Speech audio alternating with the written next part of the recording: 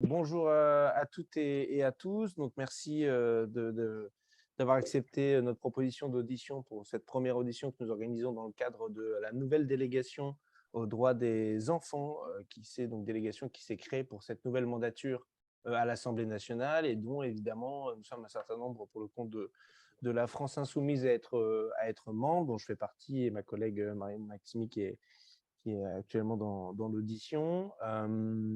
Et donc, on a souhaité pouvoir vous auditionner sur la question des exclus du Ségur de la protection judiciaire de la jeunesse. On a devant nous une bonne heure d'audition ensemble pour que vous puissiez nous expliquer déjà ce qu'il en retourne sur les questions du Ségur, parce que dans un premier temps, sur le Ségur, on pense immédiatement aux soignants, au personnel hospitalier, ce qui se passe à l'hôpital et pas spontanément évidemment à la protection judiciaire de la jeunesse. Nous expliquer un peu comment la protection judiciaire de la jeunesse et les métiers du travail social se retrouvent dans le Ségur et comment à l'intérieur de cet apport qui a été fait au Ségur, notamment sur la question de la revalorisation salariale, les inégalités persistent et perdurent. J'ai cru comprendre que vous aviez dans le collimateur un décret du 28 avril 2022 qui exclut un paquet de vos collègues, dont notamment tous ceux du secteur dit administratif, que ce soit attachés, secrétaires, adjoints, ou même les directeurs évidemment directrices de la PJJ, mais aussi une partie du personnel soignant pour le coup qui est en PJJ, ce qui est encore plus contradictoire avec tout le reste. Donc, je ne vais pas trop alourdir cette introduction, puisque l'idée, ça va être de vous écouter et puis que vous puissiez nous expliquer quels sont les enjeux liés à la protection judiciaire de la jeunesse et à ces différentes revalorisations qui échappent à une bonne partie de vos services et de vos collègues. Je vous laisserai vous présenter respectivement avant que vous preniez la parole pour que tout le monde puisse savoir qui s'exprime autour de la table. Je ne suis pas plus long. La parole est à vous.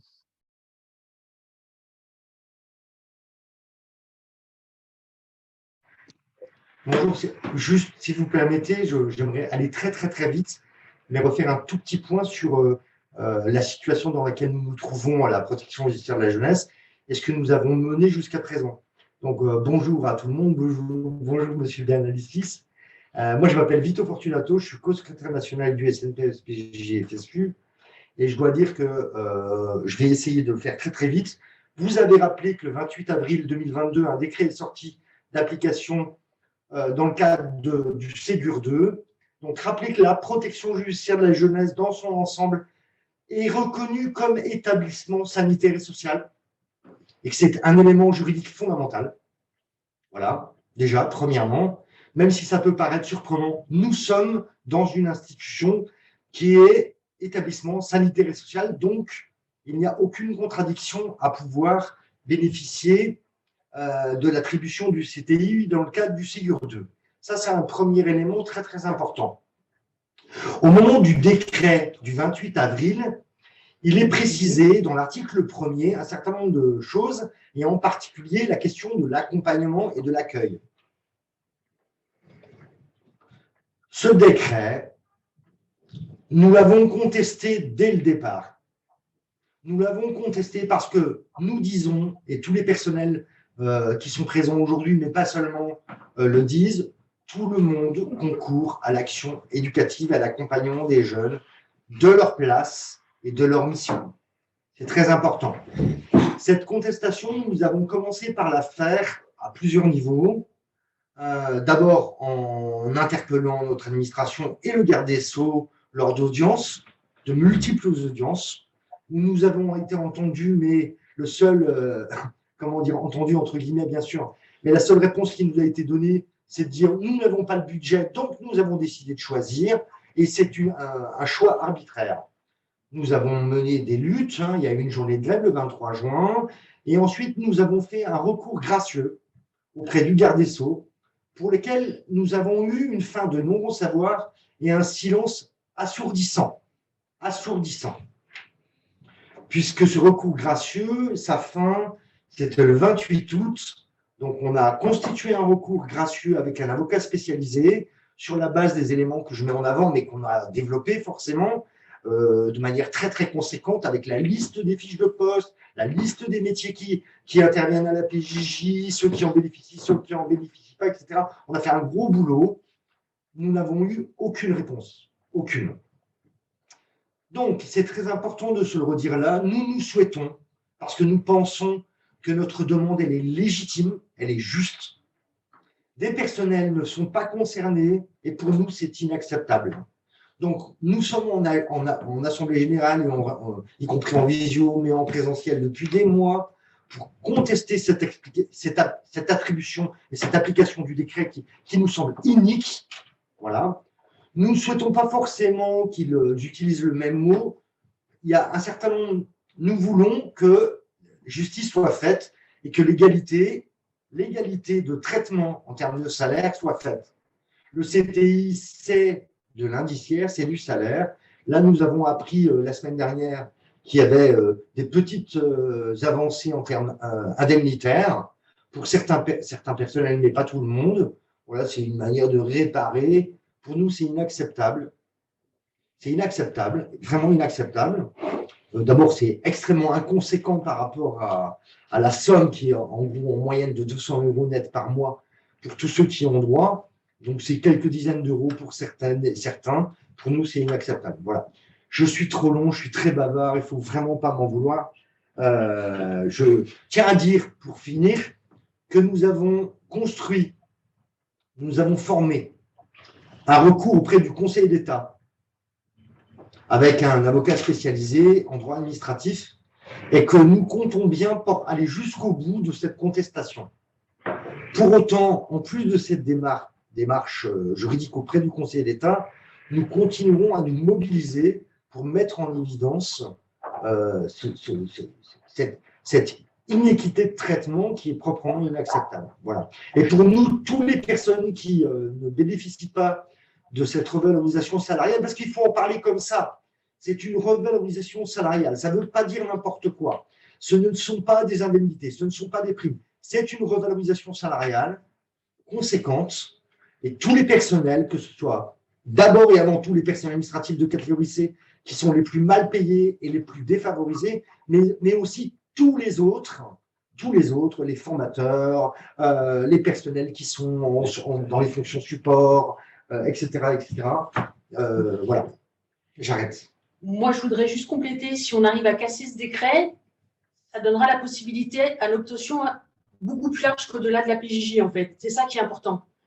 Auprès d'autres professionnels qui ne la touchent pas dans d'autres secteurs, au niveau des administratifs. Ça concerne des dizaines de milliers de gens. Voilà, ça ne concerne pas seulement les 500 ou 600 adjoints administratifs. Et les formateurs et les autres personnels. Ça concerne des dizaines de milliers de gens. Nous avons découvert que partout, cette préoccupation-là, en fait, et cette injustice est partout. Je me permets de vous interrompre pour deux choses. Est-ce que vous pourriez expliciter le terme CTI pour tous ceux qui ne sont pas des experts du sujet? Premier point. À l'avenir, on va essayer d'éviter les sigles, ou en tout cas de les expliciter, évidemment, pour que tout le monde comprenne de quoi il s'agit. Et si vous pouvez développer sur, du coup, qui seraient les autres professions, corps de métier ou administration qui pourraient être concernées si vous obteniez gain de cause sur la contestation du décret. Le CTI, ça s'appelle complément de traitement indiciaire. Ça veut dire que le complément de traitement indiciaire à hauteur de 49 points, c'est du salaire. C'est compté dans le calcul de la retraite. C'est très important. Ça change tout. Là, par exemple, ce qui est distribué en termes de miettes, ce sont des indemnités. Ce n'est pas du salaire, c'est du salaire indemnitaire, ce n'est pas compté dans le calcul de la retraite. Donc, c'est la double peine. Dans la non-attribution du CTI en termes indiciaires, c'est la double peine. Non seulement les personnels perçoivent un salaire inférieur, mais en plus, au moment du départ à la retraite, ils seront double pénalisés à nouveau. Donc, c'est ça le CTI. Et c'est 49 points pour tout le monde. Et 49 points en sachant que le point d'indice a été dégelé. Donc, les 183 € nets qui avaient été annoncés au printemps ne sont pas 183 € net, c'est presque 200 € net. Voilà, ça c'est pour l'explication du CTI.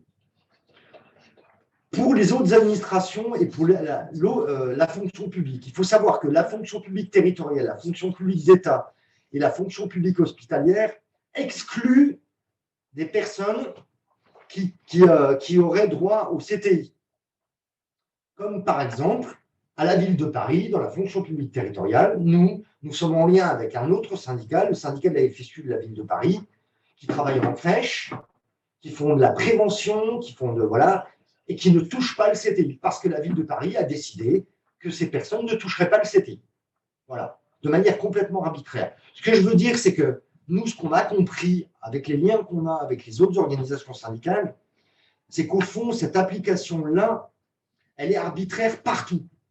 Partout, partout, partout. Et même dans certains cas, dans certaines associations, il y a des établissements différents avec un établissement, par exemple, un MEX qui touche et l'ITEP qui ne touche pas, ou je ne sais plus si c'est, ou l'inverse. Voilà. C'est la même boîte. Je déborde complètement là, mais pour autant, on va revenir à la PJJ. Voilà, mais je pense qu'il y a vraiment un sujet majeur là de traitement complètement injuste et même irrationnel d'une certaine manière. Merci pour les précisions et du coup, je vous laisse poursuivre sur votre argumentation. Il dit merci pour les précisions. Il n'a pas entendu, donc je fais le traducteur, excusez-moi. Il dit merci pour les précisions et il me laisse poursuivre. Ah mais je peux encore développer, mais je m'arrête là. Il y a peut-être des camarades du coup qui sont des camarades AA ou formateurs ou qui sont en ligne et qui veulent intervenir et prendre la parole par contre. On va peut-être commencer, oui, par les prises de parole et on verra par la suite si on complète. Il y a des interventions écrites, mais c'est plus compliqué. Alors, je ne sais pas si vous, de votre côté, vous pouvez les suivre. Nous, à distance, sur l'écran, c'est plus compliqué pour nous. Donc, nous avons déjà Martine qui s'est inscrite. Donc, Martine, on te laisse te présenter et prendre la parole. Alors, d'accord. Donc, je m'appelle Martine Keffer. Je suis donc adjointe administrative actuellement à l'UEAJ d'Avignon, donc une unité éducative d'activité de jour. Pour faire vite fait mon petit parcours, j'ai commencé, alors ça va faire mal aux oreilles, mais 1983 à l'éducation surveillée. Donc, j'ai fait tous les services en passant par l'administration centrale, en passant par des services de milieu ouvert, par le quartier mineur, par la permanence éducative auprès du tribunal, par les foyers. Et là, je me retrouve en pleine carrière, donc dans une unité éducative d'insertion sociale et professionnelle. Et c'est vrai que c'est rageant parce que justement, ça fait des discriminations au niveau de nos corps. Et donc, pour peut-être expliquer dans notre administration les corps, je ne sais pas si M. Bernal ici, il y a des éducateurs, il y a des personnels qui prennent en charge les jeunes au quotidien. Et ce qu'on nous reproche à nous et ce qu'on nous renvoie, c'est que nous, on ne fait pas partie comment je pourrais dire, de cet accueil, on va dire, en général. Alors qu'en fait, on est quand même en première ligne. Ils disent le cœur du métier. Vous n'êtes pas dans le cœur de métier, voilà. de périphérique. Alors, on va dire qu'on n'est pas au cœur du métier. Voilà. Sauf qu'on est quand même en première ligne, justement, et que notre travail principal, c'est quand même l'accueil aussi bien physique que téléphonique et d'orientation et d'apaisement par moment et d'écoute. Et donc, si vous voulez, c'est vraiment insupportable d'entendre que ça ne fait pas partie de notre corps de métier. Et puis, justement, ça crée des disparités entre nous-mêmes. Et franchement, l'idée, ce n'est pas ça. Ce n'est pas essayer d'avoir plus que l'autre, mais d'essayer, on fait tous le même métier, on travaille tous pour les jeunes, tous envers les familles, pour une prise en charge optimale et on est pluridisciplinaire.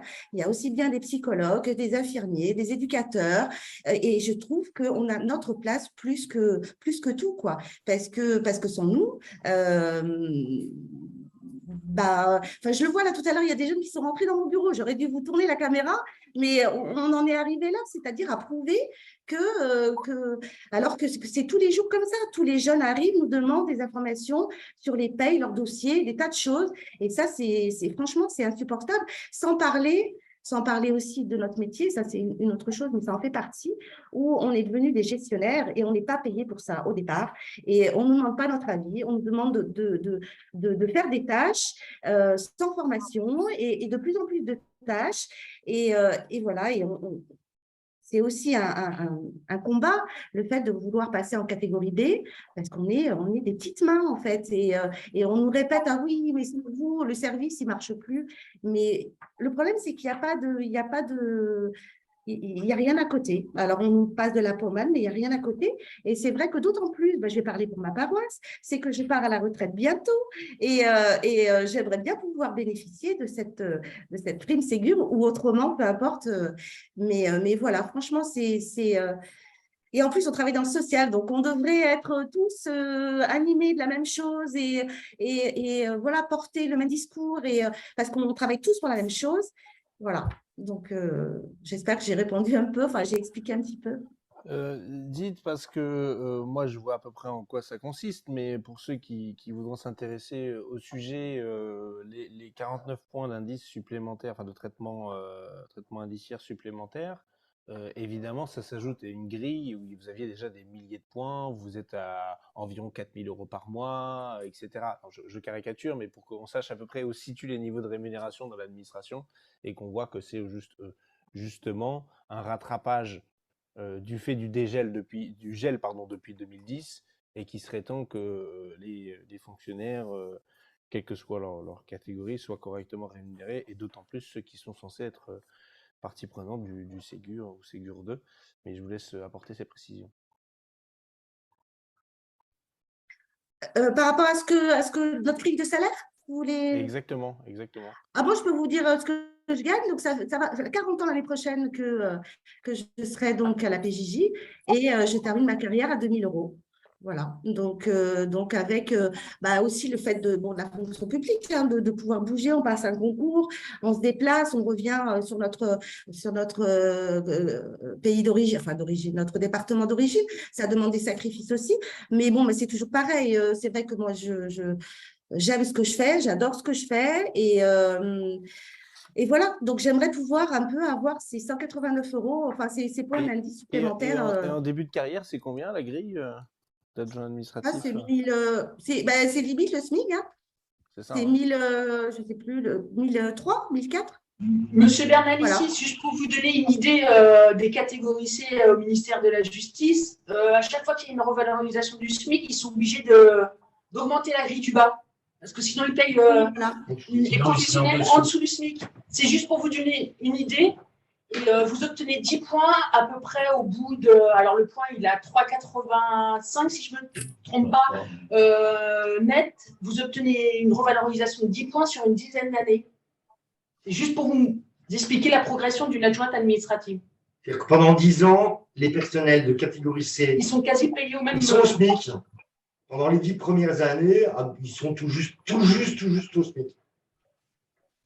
Le calcul, il est vite fait, hein. Je suis à 2 000 €, donc ça fait quoi en 40 ans? En 40 ans de service, j'ai gagné combien? J'ai gagné 400 €, 600 €, voilà. Voilà. Donc, mais bon, après, je ne viens pas au travail pour… je précise que dans votre rémunération, il y a un tout petit peu d'indemnitaire que vous rajoutez, qui n'est pas dans la grille en tant que telle. Exactement. Ça, pour être à peu près connaisseur du fonctionnement de nos grilles dans les administrations, en tant qu'ancien attaché. Voilà, donc je me souviens un peu du sujet d'il y a 5 ans, mais c'est clair que c'est pas ces 49 points.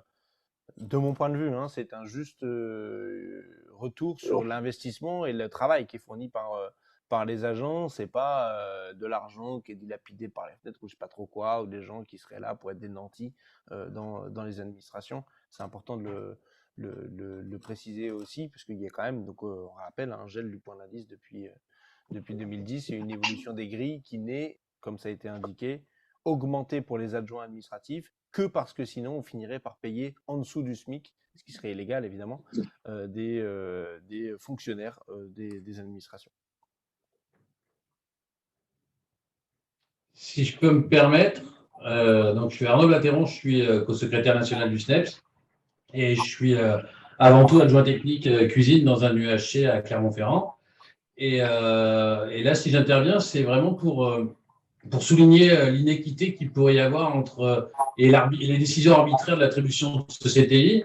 C'est-à-dire que moi, en tant qu'adjoint technique cuisine, je bénéficie de ce CTI. Alors, je vais pas, je veux pas le refuser, je veux que tout le monde l'ait, mais c'est bien pour souligner l'inéquité d'attribution de ce CTI, puisque comme mes collègues adjoints administratifs qui travaillent à l'hébergement, j'ai des fonctions qui ne sont pas éducatives directes, mais je suis en lien avec les jeunes et je participe à l'accompagnement éducatif de ces jeunes-là. Et à ce titre-là, je l'ai obtenu. Donc, ce qui souligne bien pourquoi on ne comprend pas que les AA ne l'aient pas eu, en fait.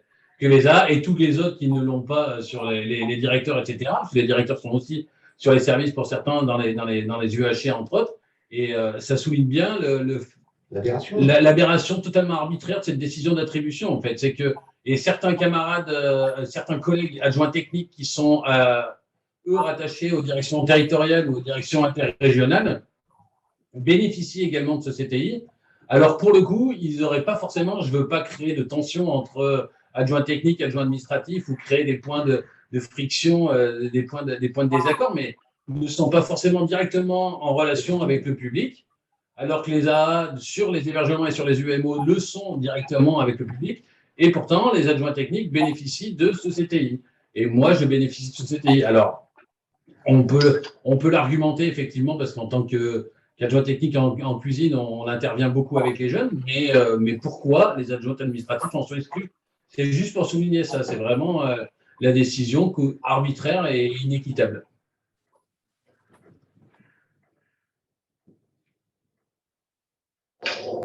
Très bien, c'est entendu pour ce qui est des adjoints administratifs et évidemment, ça semble problématique. En tout cas, le plus simple étant de dire que tout le monde participe à l'activité d'un service, tout le monde a la prime. Enfin, voilà, ça paraît tellement évident. Il y a encore, enfin, la prime, justement, c'est impropre.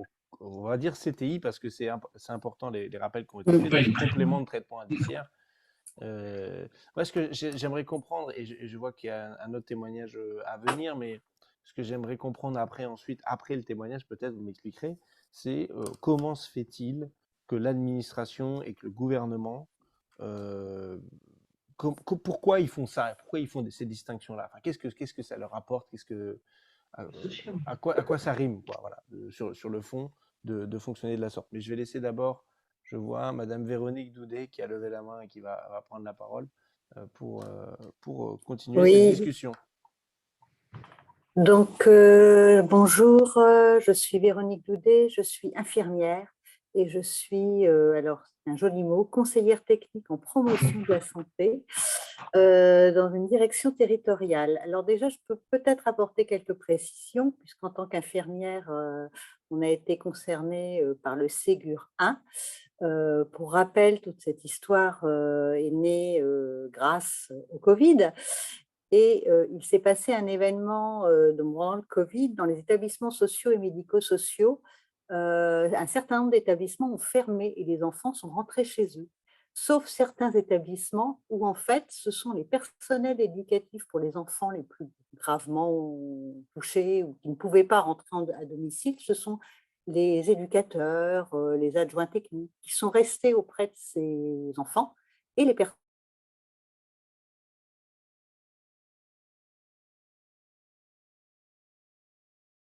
personnels soignants, eux, et à la fin ce sont les qui ont eu la revalorisation Covid et pas les agents qui étaient restés auprès des jeunes, ce qui a créé quelques tensions dans certains établissements sociaux et médico-sociaux, une montée de revendications pour ces agents qui avaient été au front comme les autres et qui n'avaient rien touché. Du coup, on a inventé cette pseudo-prime Covid qui n'est pas une prime, qui est bien complètement traitement indiciaire. Et donc, c'est là où c'est un souci, puisque ce n'est pas une prime qui est rattachée à une mission ou à un cadre particulier d'intervention, mais bien un complément de traitement indiciaire dont ont bénéficié les agents qui travaillent dans les établissements sociaux et médico-sociaux, les infirmiers de l'hôpital qui étaient toujours, je ne vais pas vous faire l'histoire des infirmiers à l'hôpital, mais on a considéré que malgré les revalorisations, ils étaient toujours suffisamment payés, ce qui est exact.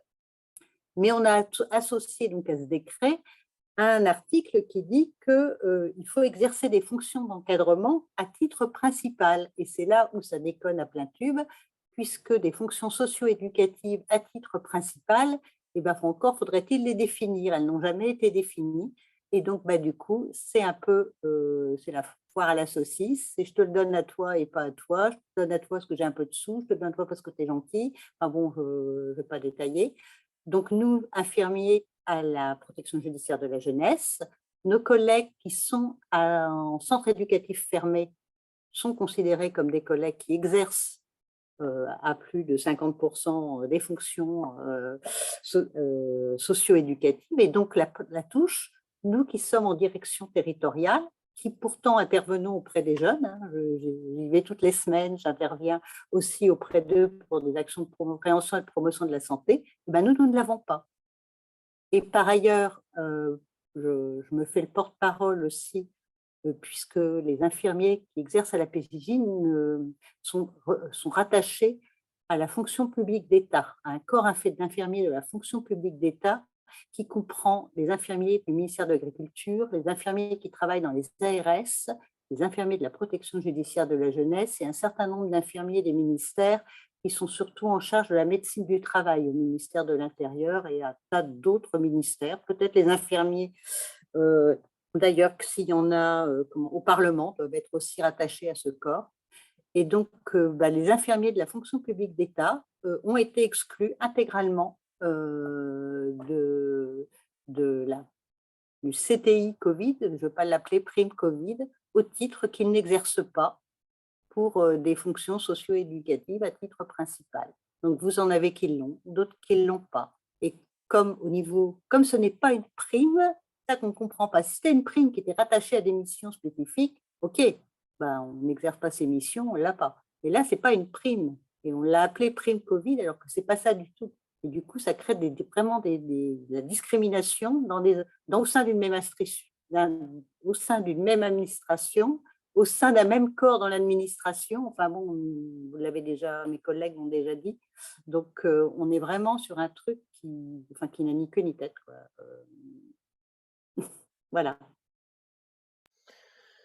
Oui, je comprends bien. En plus, qu'il y a des logiques de discussion interne à l'administration, de définition de cadres précis dans lequel les uns et les autres devraient pouvoir se retrouver pour telle ou telle prime, je parle bien de prime dans l'état existant du fonctionnement, et que, en dépit de ces discussions qui n'avancent pas ou ne sont pas justes, on a pris ça comme support pour ensuite appliquer le CTI ou pas, accroissant l'injustice initiale des discussions au sein de l'administration. Dites-moi si je me trompe, mais c'est ce que je comprends de votre témoignage. Et ce qui devient complètement lunaire du point de vue de l'extérieur, où quelqu'un qui est du personnel médical, en tant qu'infirmière, se retrouve à ne pas être concerné par une prime liée aux suites, c'était un complément de traitement indiciaire des suites du Covid. Bon, je n'alourdis pas inutilement notre échange, et je vois qu'il y a encore des mains qui se sont levées, et je vois Gwen qui demande la parole. Et Oui, bonjour. Alors du coup, moi je suis adjointe administrative en milieu ouvert, donc en unité éducative de milieu ouvert. Que dire, à part que j'aime mon job, j'adore ça, j'adore ce que je fais. C'est génial, mais parce qu'il y a un grand mais, l'administration m'a mis un petit peu à part. Je ne touche pas ce fameux CTI et je suis la seule et l'unique agent de mon service à ne pas la toucher. J'ai un adjoint technique qui est sur place, qui le touche. Alors, tant mieux pour lui et je rejoins le collègue. De toute façon, voilà. Mais il s'avère que lui, il ne fait pas de prise en charge, il ne fait pas d'accueil, il ne fait pas tout ça et bénéficie de ce complément de traitement indemnitaire, ce qui rend un peu les choses injustes aussi. Voilà. On accueille les gens. Ils sortent du tribunal, ils ont une mesure. On est le premier interlocuteur, que ce soit physiquement ou téléphoniquement. C'est tout nouveau, c'est un rendez-vous, c'est etc. C'est nous qui sommes là. Et voilà, on les connaît tous, nos jeunes. On les connaît, on sait qui est qui, on sait quel éducateur. Voilà, des fois, leur petite particularité aussi, et ce qui permet aussi d'informer ou de faire un relais auprès des collègues qui sont en congé, par exemple, sur la période estivale. Voilà. On a tous travaillé pendant le Covid. Alors, je vais rejoindre les collègues. Voilà, on a travaillé, on s'est adapté à cette crise. J'ai pas eu cette chance, pourtant, en ayant travaillé, de pouvoir obtenir cette fameuse prime. On se dit, c'est pas grave, c'est qu'une fois. Voilà, c'est ainsi, je suis que secrétaire. Voilà. Mais quand même, ça fait beaucoup de choses. On s'est aussi adapté au CJPM parce que mine de, ça nous a demandé énormément de choses. Le CJPM, il est tombé et on a eu ce nouveau code pénal. On a eu un nouveau logiciel. On a été formé en pleine crise Covid avec pas de formation sur place, à distance, sur ce nouveau logiciel. Le CJPM, mes collègues éducateurs partent en formation. Nous, on nous a mis un code, un logiciel et on s'en est arrêté là. Voilà. Il y a eu ça. On nous offre une petite prime en fin d'année qui ne pallie pas du tout, mais pas du tout à ce que touchent tous nos collègues depuis le mois d'avril. Et en plus de ça, avec les 49 points et la revalorisation par rapport au point d'indice. Voilà, on fait partie des petits salaires et comme vous le disiez tout à l'heure, donc je peux vous confirmer, donc en salaire brut de base, on est donc à 1309, alors je vous parle bien en net, pardon, hors prime, on est à 1309 euros. À ça, il faut ajouter les primes pour obtenir 1600 euros de salaire. Voilà, et à titre d'exemple, ça fait 8 ans que je suis à la PJJ et je suis toujours à l'indice 352 et je touche exactement la même chose que quelqu'un qui va rentrer là à l'heure d'aujourd'hui dans l'administration, alors que je pense qu'il y a la technicité qui est là, le savoir-faire et je n'ai pas de revalorisation à ce niveau-là. Donc voilà. Les 49 points, moi, ma retraite, je suis encore toute jeune. Donc, ma retraite, elle est calculée là et pas sur mes 5 dernières années ou mes 6 derniers mois. C'est là que j'en ai besoin, en fait. C'est pas dans 20 ans. Enfin, voilà. Et puis, mine de, ça met quand même. Donc, je rejoins ce que disait Martine, enfin, tous les collègues. Ça met aussi de la disparité dans l'équipe parce que moi, je l'ai mal vécu. Voilà, je l'avoue, je l'ai très mal vécu. J'ai des collègues qui m'ont beaucoup soutenue, qui me soutiennent toujours pour la catégorie B, pour tout ça. Mais j'en ai d'autres où c'est plus compliqué parce que chacun fait à sa sauce, un peu comme le gouvernement, j'ai envie de dire, sur le Ségur. Donc, qui a le droit, qui n'y a pas le droit. On fait de l'accueil. On est en première ligne de mire de tout. On accueille des gens qui pleurent. On est là, on est la première écoute de tout le monde, de nos jeunes, de nos familles. Voilà. Et que dire, enfin, on n'est peut-être pas au cœur du métier, mais on en fait partie. On fait partie de cette équipe, cette équipe pédagogique, cette équipe qui est pluridisciplinaire et oui, de l'avoir, enfin, moi, je ne vous cache pas que 49 points, 189 euros de plus tous les mois, je serais contente. Ça sera juste une première avancée parce que je serais beaucoup plus contente en passant catégorie B et voilà, en ayant une reconnaissance digne de ce nom. Mais voilà, on a eu beaucoup de choses qui nous est arrivées en peu de temps et ça ferait du baume au cœur pour tout le monde, quoi. Et il ne faut pas oublier aussi, c'est que on est énormément de femmes adjointes administratives. Donc, il y a des hommes, encore, voilà, pense à eux, mais on est énormément de femmes. Voilà. Et on est des bas salaires et on est un peu les oubliés. Par contre, effectivement, demain, on n'est pas là. Il n'y a pas de secrétaire. Il n'y a plus tout ce rendement qui se fait dans l'unité et voilà, qui forcément impactera d'autres personnes. Bien, merci pour votre témoignage. Et c'est sûr que ce n'est pas des traitements indiciaires qui sont à la hauteur des tâches qui sont données et des responsabilités qui incombent aux agents qui sont sur ces postes-là, et comme vous venez de le raconter. On poursuit tout de suite. Je n'ai pas le nom, moi je vois marqué PTF Go 35. Ça doit correspondre à quelque chose, mais je vous laisse la parole. Oui, bonjour. Est-ce que vous m'entendez? Oui? Ok, parce que moi j'ai un petit problème de son, je vous suivais par téléphone parce que mon ordinateur bloque, mais par contre, voilà, si vous m'entendez, j'ai entendu tout le début, donc je remercie mes collègues. Je trouve que c'est vraiment important de vous écouter, déjà au-delà de cette petite démarche qui concerne plus précisément là, le Ségur. Parce que tout ça… Alors, moi, je suis Julie Pasquier, je suis formatrice dans un des pôles de l'ENPJJ. Voilà. Donc, on est 9 pôles en région et on est formateurs. Donc, mon intervention va être un peu complémentaire, mon témoignage il va être complémentaire à celle de mes collègues. C'est un angle un peu différent, celui des formateurs, en fait. Donc, les formateurs, en fait, pour vous donner une petite idée, c'est une fonction un peu intermittente, c'est-à-dire qu'on a tous des statuts un peu différents. On a fait souvent des métiers de terrain avant, et après, on va occuper d'autres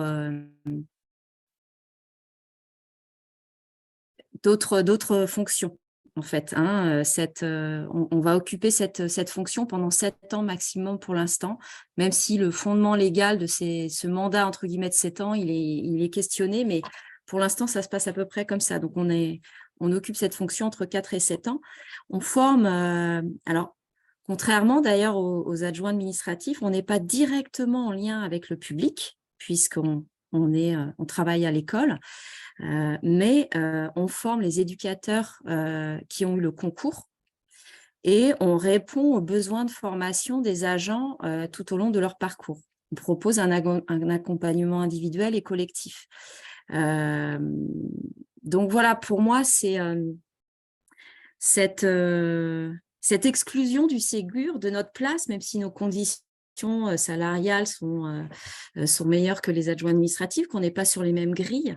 C'est une politique un peu excluante qui parle de la façon dont l'administration aborde la question de la reconnaissance professionnelle de ses agents, quels qu'ils soient.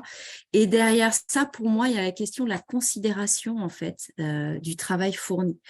Les formateurs, je vous donne un exemple. Nous, au PTF, au pôle territorial Grand Ouest, on est 5 pour tout le Grand Ouest, pour 6 territoires. Effectivement, on est amené à se déplacer, on nous demande de plus en plus de compétences, on doit diversifier nos compétences, on doit s'adapter aux nouvelles modalités de formation, aux nouvelles relations de formation. On est recruté sur une reconnaissance un peu métier, mais en fait, on nous demande d'être à la fois un peu ingénieur de formation, un peu formateur, et on se débrouille un peu pour se former, en fait, un peu à l'interne, un peu avant.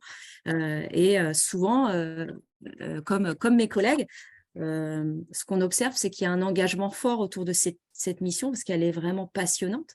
Elle existe d'ailleurs depuis la création du centre depuis la création de la PJJ dans les années 50, c'est une mission ancienne, mais qui est un peu intermittente et peu reconnue. Voilà. Et donc, pour moi, voilà, ça va toujours un peu dans le même sens d'une politique un peu excluante. Alors, c'est vrai qu'on est dans un système, c'est une bureaucratie professionnelle, mais il y a la question des budgets, mais derrière ça, il y a des choix qu'on n'arrive pas à déterminer, qu'on n'arrive pas à comprendre, et du coup, ça génère un sentiment de discrimination et d'exclusion à des niveaux différents selon les fonctions, quoi. Et donc, moi, voilà, je viens juste témoigner de ça de façon complémentaire à celle de mes collègues. J'en dis pas plus, parce qu'après, je voulais ajouter que la discrimination, elle s'inscrit vraiment sur toutes les fonctions, en fait. C'est ça qui est étrange, en fait. Voilà. Vous m'avez entendu? C'est OK? Ouais. Oui, c'est parfait, Julie, merci. Oh, ça a coupé ton micro, Julie.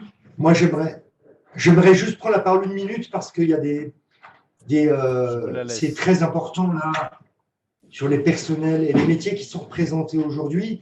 Alors, il y a des personnels administratifs, il y a les AA, il y a un AT, il y a des SA, donc secrétaire administratif, il y a des fonctions différentes, il y a une infirmière, il y a une formatrice en la personne de Julie Pasquet qui est éducatrice à l'origine. Hein.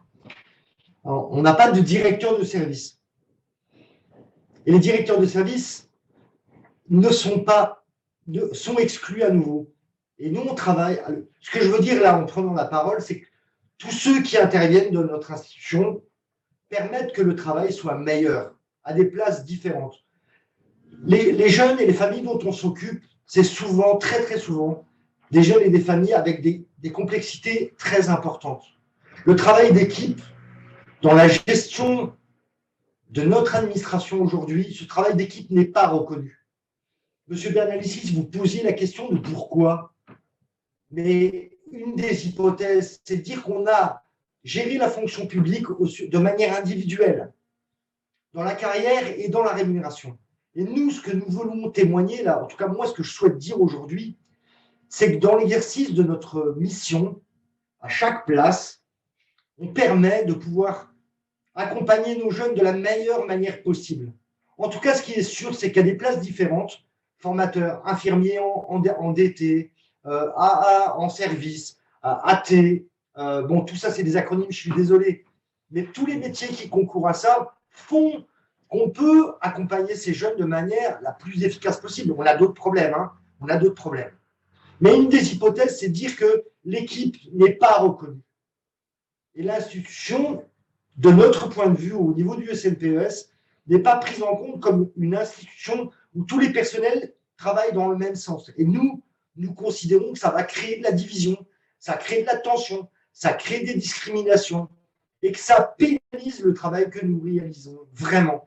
Et les directeurs des services, ben moi j'en connais, ils prennent des gamins, ils partent en sortie, voilà, ils ont des entretiens. Donc, si même on voulait être dans la critique interne du décret du 28 avril 2022, on a un nombre incalculable de personnels qui en sont exclus et pour lequel l'application du décret est inéquitable et aberrante, premièrement. Et la deuxième chose, tous les personnels qui ne sont pas directement avec les jeunes participent, fluidifient, amènent de la qualité de travail, nous aident et aident toute l'institution à mieux travailler. Et juste pour finir, la question qui est posée, pourquoi il y a eu le Covid, mais il y a une camarade qui a écrit quelque chose de très, très juste sur la question du recrutement. Dans notre institution, à tous les métiers et à tous les échelons, on ne recrute plus les personnes.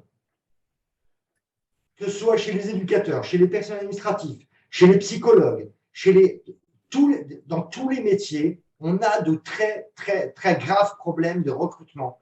Les gens ne veulent plus venir.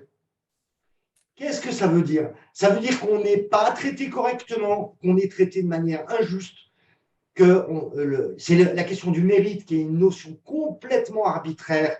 Et les gens le savent, les jeunes le savent. Ils savent qu'on est maltraité.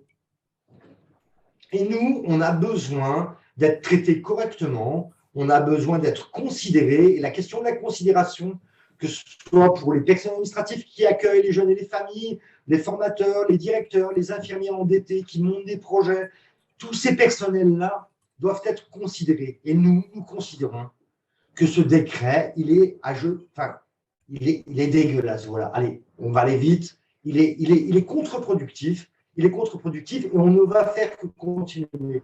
Alors, ils n'avaient peut-être pas assez d'argent, peut-être. Pour autant, c'est inacceptable. Voilà. C'est pas notre problème, ça. Et ça, c'est pas notre problème.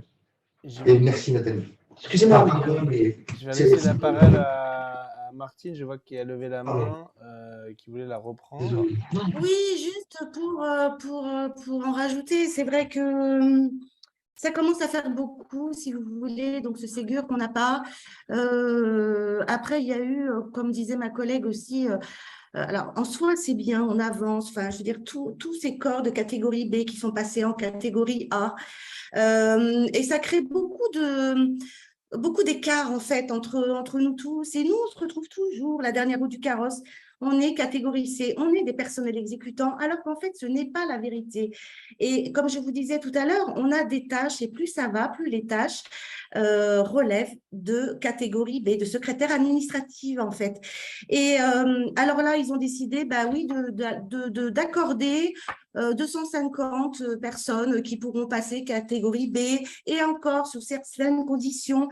Mais en fait, ça fait beaucoup. C'est-à-dire que à nous, on nous en demande beaucoup plus. Et je ne vous parle pas un peu de la maltraitance de certains de mes collègues qui vivent des choses difficiles dans certains services. Donc, justement, qui refusent de faire certaines tâches pour essayer de montrer cette solidarité. Mais bon, ce n'est pas simple pour elles. Donc, on fait jouer l'idée qu'il y a une évaluation professionnelle en fin d'année. Donc, peut-être attention à toi, fais attention à ce que tu fais. Et c'est vrai que, en fait, on veut nous fermer notre bouche, quoi. Et je vous avoue sincèrement que c'est déprimant. Il faut avoir la foi pour venir au travail. Et même si on aime ce qu'on... Il y a trop... C'est injuste, en fait. Je n'arrive pas à comprendre.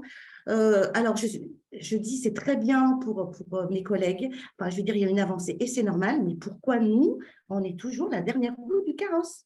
Et sincèrement, sans nous, le service ne tourne pas. Quand on ne revient pas de 15 jours de vacances, les mails ne sont toujours pas ouverts et rien ne se passe. Enfin, ah ben non, la secrétaire est en vacances.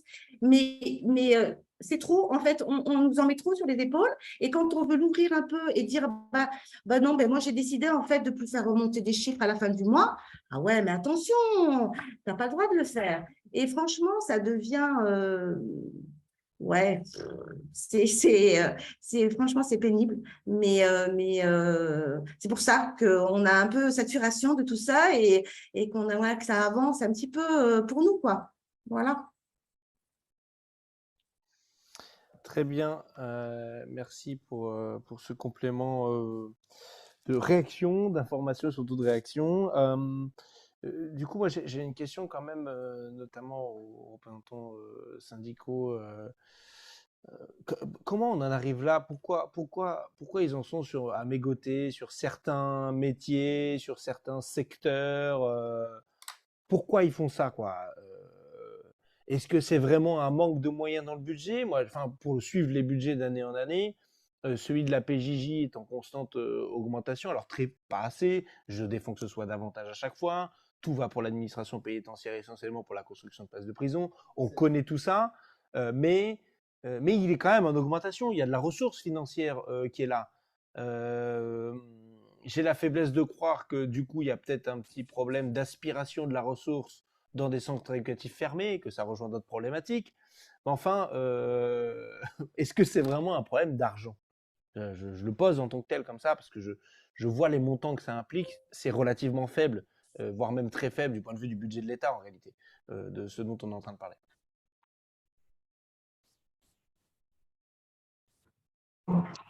Si je peux me permettre, du coup, par rapport à cette question, le pourquoi, alors il y a plusieurs, on a plusieurs théories à développer là-dessus, mais il y a quand même en place depuis longtemps à la PJJ et ailleurs dans l'administration, dans la fonction publique, une politique de division des agents et une politique de séparer de diviser pour mieux régner. C'est en tout cas ce que nous on ressent depuis très longtemps, c'est que isoler les agents, que ce soit par des fonctions spécifiques ou par des inégalités de salaire ou par des inéquités de traitement salarial ou de primes, etc., ça permet à l'administration de maintenir une certaine pression sur les agents et de faire jouer une ambiance malsaine sur les services et du coup de casser le collectif qui pourrait se rebeller, on va dire, qui pourrait se retourner contre l'administration ou contre le gouvernement, parce que chacun n'est pas traité à la même enseigne, donc difficile de mobiliser et de réunir les gens sur une même action, parce que les gens se sentent moins concernés, et c'est plus facile pour eux qu'il y ait des gens qui ne soient pas concernés par une seule et même chose. Parce que, encore une fois, on le voit avec la prime qui vient d'être donnée aux adjointes administratives, c'est des miettes, mais on sait et on entend, c'est pour acheter la paix sociale. Ils achètent la paix sociale en lâchant 600 € en fin d'année avant Noël à les collègues pour tenter quoi? Est-ce que je peux parler? Oui. Après, Juste après, pour tenter de merci, pour tenter d'éteindre la contestation qui est en marche depuis un certain temps, puisqu'on sait que les AA sont mobilisés et comptent se mobiliser et comptent pas lâcher l'affaire. Mais je pense que, enfin voilà, c'est une des pistes de lecture, c'est que diviser au sein de l'administration et diviser les agents, c'est une façon pour eux d'éviter la contestation, puisque c'est difficile de nous, par exemple, mobiliser les camarades sur des questions communes, puisqu'elles sont de moins en moins communes en ayant séparé tout ça. Et puis l'autre chose pour compléter, qui est une information extrêmement importante quand même, c'est qu'au ministère de la Justice, les CPIP, n'étant pas dans le cadre des établissements sanitaires et sociaux, ont bénéficié d'un traitement supérieur au CTI, sans même qu'ils l'aient réclamé. C'est-à-dire que tous les CPIP, et nous, on ne veut pas mettre de division ni de concurrence, mais à la question que pose M. Bernalicis, c'est pourquoi, alors que de l'argent, il y en a? Eh bien, tous les CPIP ont eu 210 et 230 € au cours de l'été, sans avoir rien réclamé. Rien réclamé. Donc, c'est bien une question de choix politique. Là, on est bien sur quelque chose d'un choix politique. Voilà, clairement, où les choix sont faits. C'est-à-dire qu'il y a des métiers qu'on va rétribuer et d'autres métiers qu'on ne rétribue pas. Et les raisons qui sont avancées sont même carrément incompréhensibles. Mais voilà, juste pour que tout le monde sache, parce que quand on a préparé la réunion, et on ne le dit jamais, jamais, jamais, moi j'aimerais le redire ici, voilà. Le ministère a décidé, de manière complètement arbitraire, d'attribuer quelque chose d'équivalent et même supérieur à tous les CPIP, voilà, pour qu'ils ne soient pas, qu'ils ne le vivent pas comme une injustice. Voilà. Moi, je voulais compléter, juste pour vous donner un exemple, quand la collègue, elle dit que c'est la goutte d'eau qui a fait déborder le vase. Il y a à peu près 3 ans, il y a eu un protocole qui a été signé à la protection judiciaire de la jeunesse au ministère de la Justice, égalité femmes-hommes. Il y a eu une prime de 125 € net qui a été distribuée à la seule catégorie professionnelle qui n'a pas été distribuée à la catégorie professionnelle qui est plus féminisée, la catégorie C. Ils ont arrosé tout le corps des éducateurs et des éducatrices. Il faut l'avoir en tête. Donc, je pense que c'était important à le répéter, qu'il y avait eu ça aussi, qui a fait que les collègues, arrivés à un moment, se sont sentis exclus de toutes les revalorisations salariales. Il faut savoir que les adjoints administratifs sur les services n'ont pas le droit à la NBI. C'est les seuls professionnels qui n'ont pas le droit à la NBI. Il y a ça aussi. Donc, quand vous cumulez tout ça, en fin de mois, ça fait beaucoup, M. Bernalicis. C'est entendu et vous avez raison de signaler cette succession d'injustices qui ne date pas d'aujourd'hui, mais qui est d'une accumulation, ou plutôt on pourrait caractériser le ministère de la Justice, mais les autres ne sont pas en reste, hein, de multirécidivistes en la matière, sur les injustices et la maltraitance de leurs agents. J'ai vu que Fazile Miri, c'est le nom que j'ai indiqué à l'écran, voulait absolument prendre la parole, donc je lui laisse. J'ai vu aussi que Gwen avait levé la main et que Martine avait aussi redemandé la parole. Et donc on va faire dans cet ordre-là, si ça convient à tout le monde. Excusez-moi, il va y avoir encore 3 prises de parole. Il faut faire attention sur le temps, que tout le monde puisse s'exprimer. Il ne reste plus beaucoup de temps, c'est pour ça que je me permets d'essayer de… On a encore un peu de temps, mais je compte sur tout le pour être sûr, je vous remercie. pour être efficace. D'accord, merci. Je vous laisse la parole, Fazile Miri, c'est à vous. Oui, bonjour, je suis désolée d'avoir été en retard. J'ai eu un problème de connexion. J'ai mis pas mal de temps, donc me revoilà. Donc, moi, je travaille dans un service d'hébergement depuis un certain nombre d'années. Et donc, j'ai pu voir toute l'évolution des postes qui ont évolué durant pas mal d'années. Et donc, c'est vrai que la fiche de poste s'est vraiment modifiée durant les dernières années où on a été amené à effectuer des tâches de gestion. qui était uniquement centré en direction, enfin envers notre direction, pour leur permettre pleinement de s'acquitter des tâches et de faire des choses. Donc, en fait, comme le disait une collègue qui a parlé, en disant qu'on était en train que nos tâches évoluaient dans le sens des tâches d'adjoint administratif, c'est le cas. Donc, moi, je reviens sur la loi, la prime Ségur. Donc, je travaille dans un service d'hébergement où, justement, on contribue de notre place à œuvrer à l'action éducative. Et elle se manifeste de différentes manières, par des tâches de gestion, par des partages de communication avec les jeunes, parce qu'on est amené à les croiser. Hein. Ils ne sont pas simplement cantonnés dans un lieu tel que le bureau des éducateurs. Hein. Ils traversent tout l'espace de l'institution. Et du coup, on est amené à discuter avec eux. Il arrive parfois que les jeunes choisissent n'importe quel interlocuteur de l'équipe. Et avant tout, on forme une équipe. Et cette notion d'équipe, elle n'existe plus à l'heure actuelle. Et du coup, on a l'impression que le poste d'adjoint est complètement relégué dans la marge. En fait, je souhaiterais dire, on devient les invisibles. On ne prend pas en compte le poste de l'adjoint administratif au sein de l'institution. Ça ne veut pas dire pour autant que les équipes ne nous reconnaissent pas pour autant, mais c'est notre administration qui n'a pas l'impression de nous voir, de nous remarquer, parce que comme l'a dit une collègue, on a été privé de la NBI, parce qu'au départ, on l'avait. Elle a été supprimée au nom de quoi? Parce qu'il n'y avait pas une certaine équité. Là, c'est l'inverse. Ils nous la retirent parce qu'ils estiment qu'il y a d'autres agents qui étaient lésés. Donc, pour revenir sur la prime Ségur, je voudrais prendre l'exemple des agents techniques ouvriers qui sont rattachés à la DT. Ces ouvriers ont été mis à l'écart. Dans un premier temps, notre administration a refusé de leur attribuer la prime Ségur et ils ont fini par l'avoir. Donc, ce qui me désole, c'est que notre administration, d'un côté, reconnaît qu'il y avait une injustice auprès des OP et est revenue sur sa position. Et par la même occasion, elle nous adresse une prime de 600 €, enfin, cadeau de Noël, hein, prime de la poudre aux yeux.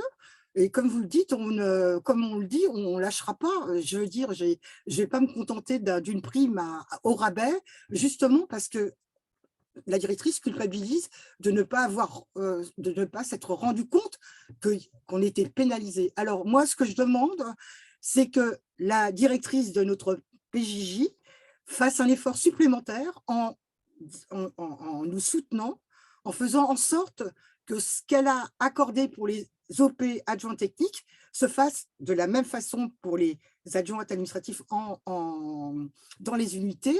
Et par solidarité, c'est vrai, toutes les adjoints administratifs concourent à ce genre de… J'étais longue? Je suis longue? Allô, vous m'entendez? Oui, on vous entend parfaitement. Allez-y, vous pouvez développer Donc, votre propos. du coup, je voudrais que justement, indépendamment des services déconcentrés, que tous ceux qui travaillent en DT et dans les autres services puissent contribuer à l'action éducative. Voilà. Voilà, j'ai terminé. Super, merci pour votre témoignage. Je me faisais la réflexion, vous me parliez de la directrice de la PJJ, j'étais en train de réfléchir à qui était la précédente, et c'est vrai que maintenant elle est au gouvernement, donc c'est peut-être des indices comme ça qui laissent à penser que peut-être la raison pour laquelle les directeurs, enfin en tout cas la directrice précédente, n'était pas forcément très allante pour ses propres personnels. Bref, ceci étant clos, je laisse la parole, donc j'avais dit dans l'ordre, je crois, à Gwen et puis à Martine, et ensuite je recéderai la parole à Marianne si elle la souhaite pour conclure et si elle en a les capacités techniques dans le train, et à la direction syndicale du SNPES. Oui, en fait, je voulais revenir là, parce que par rapport à tout ce qui a été dit, à la base, adjointe administrative, on est censé exécuter des tâches. Voilà, on est censé exécuter, on n'est pas censé réfléchir, on n'est pas, enfin, un adjoint administratif est recruté sans diplôme. C'est la base de la fonction publique. Voilà. À l'heure d'aujourd'hui, je fais de la gestion, ce que disait Martine, Fazilé, voilà, on fait de la gestion. On gère beaucoup de choses à notre niveau. Voilà, il y a déjà ça. Ensuite, je voulais aussi revenir sur par rapport donc les adjoints techniques. En fait, il s'avère que ce soit eux ou que ce soit nous, au niveau de la fonction publique, vu qu'on est la fonction publique d'État, nous sommes des corps communs. Il a été dit au début que les adjoints techniques donc, auront cette prime en parlant des cuisiniers, etc., qui exercent en centre éducatif fermé, enfin en hébergement, tout confondu. Des adjoints techniques exercent en DT, puisque ça fait partie du cas du mien, en fait, que j'ai moi au service. Il est affecté à la DT et se déplace sur différents services. Donc, au début, il ne devait pas toucher cette prime, au motif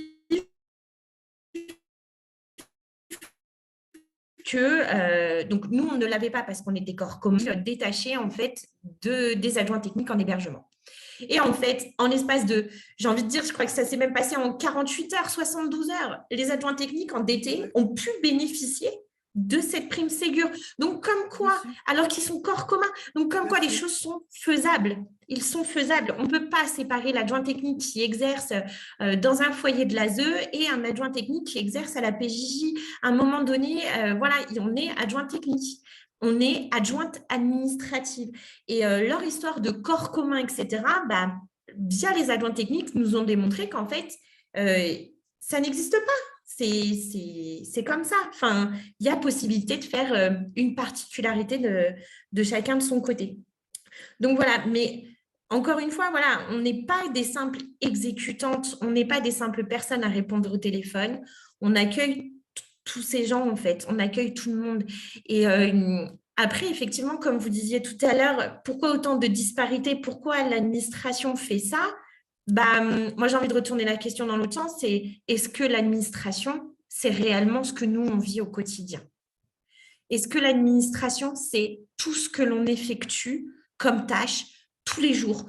Notre vie, en fait, à nous, en bas de l'échelle, en fait, qui fait vivre, en fait, toute cette administration, qu'est-ce que l'on fait au quotidien qui permet que eux, derrière, il y ait toutes ces remontées de chiffres, ce budget, ces statistiques, que tout roule, que la gestion qui est faite avec les tribunaux, les magistrats, les greffiers. C'est nous, enfin, on en fait partie, on est là et on permet que tout ça se gère, en fait, et que tout fonctionne. Et pour revenir à ce qu'une collègue disait là dans la petite conversation qu'il y a sur le côté, les choses sont faisables par rapport à la catégorie B parce que les éducateurs sont passés catégorie A. On ne leur a strictement rien demandé. Et nous, si on veut passer catégorie B, il faut être dans un hébergement. Donc, mes collègues UAJ, moi qui suis en UMO, on n'y bénéficie pas. Et par le biais d'un examen professionnel. Et donc, du coup, on va demander de justifier à des personnes qui sont là en poste depuis des années, comme je vois Martine qui dit qu'elle est proche de la retraite, Fazilé qui ça fait des années qu'elle a pu voir la fiche de poste évoluer, etc. J'ai envie de dire, on nous demande de passer un concours pour prouver qu'on est capable d'effectuer le boulot que l'on fait tous les jours. Je l'effectue 37h10 par semaine. Je le fais, c'est quotidien, c'est ma tâche, c'est mon job, en fait. Et je demande juste un peu de reconnaissance de mon administration et que mon administration se rende compte que si à l'heure d'aujourd'hui, il y a toutes ces remontées de chiffres, etc., bah, ça vient de nous. Ça ne vient pas de Pierre, Paul ou Jacques. Voilà, je voulais juste rajouter ça. Merci pour votre témoignage complémentaire. Je laisse maintenant la parole à Martine. Oui, pour terminer, je voulais dire, bah, effectivement, si on n'arrive pas à obtenir ce qu'on veut, je pense qu'il y a des bruits qui racontent que s'ils commencent à ouvrir les vannes pour nous, ils ne peuvent pas le faire pour tout le monde. C'est ce qu'on entend aussi. C'est-à-dire, s'ils commencent à lâcher pour nous, voilà, ça, c'est ce que nous, on entend. Et ce que je voulais dire aussi, c'est que notre seule façon de nous mobiliser, nous, les AA, c'est de faire grève. C'est pour ça que Vito tout à l'heure disait qu'il y en avait une le 23 juin.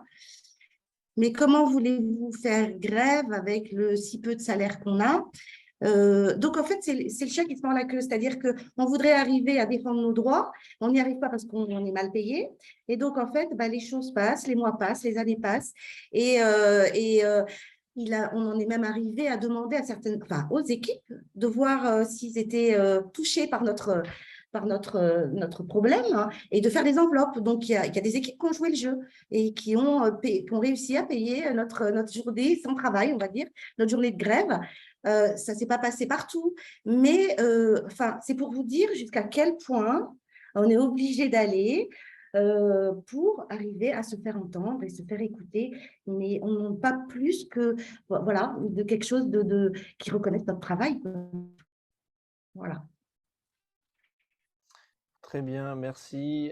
Je vais laisser du coup la parole pour conclure. Alors, non pas à Marianne qui me signale par message que le réseau de la SNCF n'est pas suffisamment puissant dans le train pour pouvoir avoir une conversation normale. Donc, on va lui épargner une prise de parole assurée. Et je laisse la parole du coup à la direction du SNPES. Peut-être pour nous dire quelles sont les suites. Alors, vous parliez au début d'un recours au Conseil d'État, etc. Voilà, quelles sont les suites d'action? Qu'est-ce que vous attendez du ministère, des parlementaires pour clôturer cette audition que nous partagerons dans les jours qui viennent?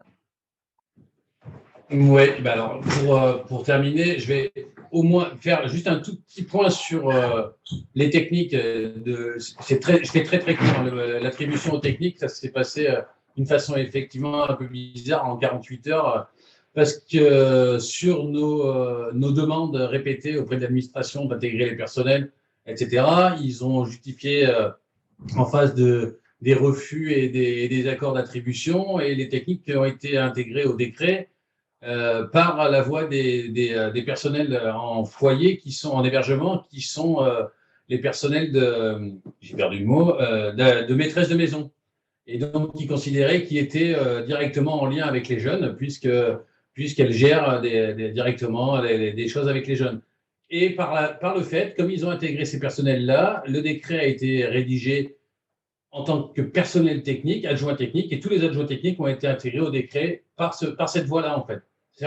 C'est encore une fois pour démontrer le choix totalement arbitraire et aléatoire, et on ne sait pas, à se demander s'ils l'ont fait aux fléchettes ou au dé, en fait. Voilà, c'est vraiment, ça s'est attribué comme ça, vraiment. Ça a été fait de manière totalement aléatoire et en 48 heures. Alors, pour clôturer les débats, je pense que, et puis je laisserai Vito clôturer avec moi, je pense qu'il faut vraiment qu'on continue cette mobilisation. Et effectivement, on a le recours au Conseil d'État qui est en cours et pour lequel on est en lien avec l'avocat, et on va attendre le résultat de ce dépôt, de ce recours. Après, la mobilisation sur les terrains, nous, on va continuer à la maintenir au maximum, à maintenir les liens entre les adjoints administratifs et tous les autres personnels par l'intermédiaire de l'Assemblée générale dès qu'on pourra le faire, et par le suivi des mobilisations aussi, parce que de toute façon, nous ne décidons pas des mobilisations au niveau national. C'est sur les terrains que les mobilisations se décident, et que nous, on appuiera et qu'on assistera à ces mobilisations. Mais on ne peut pas rien décider au niveau national et imposer les mobilisations sur les terrains. Donc, ça viendra forcément d'en bas. Et je pense que ce qu'on retient de tous et ce qu'il faudrait faire ressortir, en tout cas, de cette audition, et ce qu'on retient de tous les témoignages, c'est vraiment l'inéquité et l'inégalité de traitement au sein de l'administration qui crée des tensions, qui crée des burn-out, parce qu'on n'en a pas forcément beaucoup parlé, mais on a beaucoup d'agents qui sont en arrêt de travail, qui suite à des burn-out, on a beaucoup d'agents qui sont en difficulté, qui se sentent isolés, et c'est vraiment une détresse, parce que là, on a entendu une partie des collègues qui ont osé prendre la parole. Je pense qu'il y en a beaucoup qui ne sont pas intervenus, peut-être parce que l'émotion, elle est vraiment trop présente pour certains, et que c'est difficile de témoigner ça, puisque nous, on a eu l'occasion d'entendre des camarades sur d'autres auditions, sur d'autres entretiens, sur d'autres visios, qui ont porté des témoignages très, très lourds et qui ont engagé vraiment la personne. Donc, c'est pas évident pour chacun d'intervenir, et je pense qu'il faut vraiment qu'on témoigne de ça, qu'il y a des gens qui sont dans une détresse. Hein, c'est vraiment, c'est pas des mots, c'est des mots pesés, et vraiment qui qui résonne depuis un petit moment. Il y a vraiment une détresse chez les personnels qui se fait sentir et un dégoût et des gens qui abandonnent. Donc, je pense qu'il ne faut pas qu'on lâche cette mobilisation-là, même si elle va être, je pense, longue, parce que le retour au Conseil d'État, c'est une procédure qui risque de durer des années. Hein. Donc, il va falloir continuer à se battre sur les terrains pour pouvoir peut-être gagner plus au niveau de l'administration centrale et obtenir des choses de ce côté-là, plutôt qu'une remise en… Même si on compte là-dessus, on sait que ça va être long. Donc, il faut que les mobilisations elles se maintiennent, que l'entraide et le soutien elles se maintiennent et qu'on continue à rester en lien et à se serrer les coudes. Moi, je voulais compléter. Arnaud parle de détresse. Moi, je voudrais parler de précarité. On en a très peu parlé, en fait. Dans ce qui se joue, c'est la précarité de la catégorie C aussi. Donc, je pense qu'il y a peu de collègues qui ont osé intervenir. Je me rappelle d'une intervention qui m'avait beaucoup émue. C'était d'une collègue qui me disait que le 15 du mois, elle avait 5 enfants, elle ne savait pas comment elle allait mettre de l'essence ou remplir le frigo. On en est à ce stade-là. Donc, c'est pour ça qu'on a beaucoup d'espoir derrière cette histoire de prime de ce CTI. Je voulais juste compléter aussi que la direction de la PJJ n'avait pas du tout été consultée dans l'attribution de la prime. En fait, ça s'est joué plus haut. Donc, elle n'avait pas eu son mot à dire. Donc, savoir le pourquoi du comment, certaines personnes l'avaient eu. Alors, nous, on en fait des hypothèses, hein, mais on ne le saura pas. Hein. Après, ce qu'on va continuer à mettre en place, ça fait plusieurs fois qu'on interpelle notre nouvelle direction, la nouvelle directrice qui dédaigne nous donner un rendez-vous. Donc, on va marteler, hein, parce que si elle ne nous soutient pas, je ne vois pas comment on va pouvoir, à part par le biais de la voie des tribunaux, on va pouvoir obtenir cette prime. Hein, voilà, donc sans le soutien de notre direction, ça va être compliqué. Donc, je ne sais pas si Vito voulait compléter. Peut-être réinsister sur mes camarades ont parlé de la précarité, ont parlé de l'injustice. Moi, j'aimerais vraiment remettre une couche sur le fait que dans le travail qu'on fait, tout le monde participe à ce travail, vraiment à des places différentes. Vraiment, c'est très important. Alors, évidemment que nous, on met l'accent sur les personnels les moins bien payés, les plus précarisés, les moins bien considérés. Et c'est très important et ce sera notre priorité. Pour autant, tous les personnels sont concernés. C'est très important d'insister là-dessus. La qualité de notre travail, elle est faite de nos richesses multiples et des gestes que tout le monde concourt à poser pour qu'ensemble, on arrive à sortir nos gamins et les familles de la situation dans laquelle ils se trouvent. Et ça, c'est essentiel. Et pour nous, ça, c'est vraiment un mépris, mais vraiment énorme de la difficulté du travail qu'on effectue tous les jours. Donc, toutes les personnes concourent à ça. Et pour nous, on utilisera tous les leviers possibles. Le premier, c'est le juridique. Je tiens à dire que le juridique ne permettrait pas l'attribution à tous les personnels de la PJJ. Il y a des personnes qui ne seront pas concernées. Pour autant, nous, on ne lâchera pas l'affaire, y compris ceux qui ne sont pas concernés par ce décret directement dans le texte juridique. Nous, on ne lâchera pas. Nous, on considère que tous les personnels de notre institution doivent pouvoir bénéficier de ce CTI et évidemment, prioritairement, les moins bien payés, les moins considérés, évidemment prioritairement. Mais pour autant, on ne lâchera pas le fait que tout le monde doit pouvoir en bénéficier. C'est très important. C'est vraiment très important, y compris pour la considération qu'on a du service public. C'est vraiment la question du service public qu'on exerce. La crise du Covid a mis en évidence le fait qu'on était indispensable. Mais ça continue, hein. Ça ne s'arrête pas. Voilà. Et le travail, il doit continuer. Nous, en tout cas, au SNPS, on sera déterminés. Et depuis le départ, on l'est et on continuera. On ne lâchera pas l'affaire. Message reçu. Merci pour vos témoignages à toutes et à tous. La vidéo du coup de cette audition, l'idée c'est aussi qu'elle soit diffusée, qu'elle puisse circuler au moins à ceux qui seront intéressés par le sujet directement et puis peut-être à ceux qui nous dirigent. Je sais qu'ils ont parfois un regard attentif sur les vidéos qui sont publiées sur nos YouTube, que ça vient remettre un petit peu plus de pression sur leurs épaules pour réclamer ce qui semblerait n'être que justice, hein, tout simplement, et égalité de traitement entre les agents. En tout cas, voilà, merci pour toutes ces informations précieuses pour nous mieux saisir les enjeux.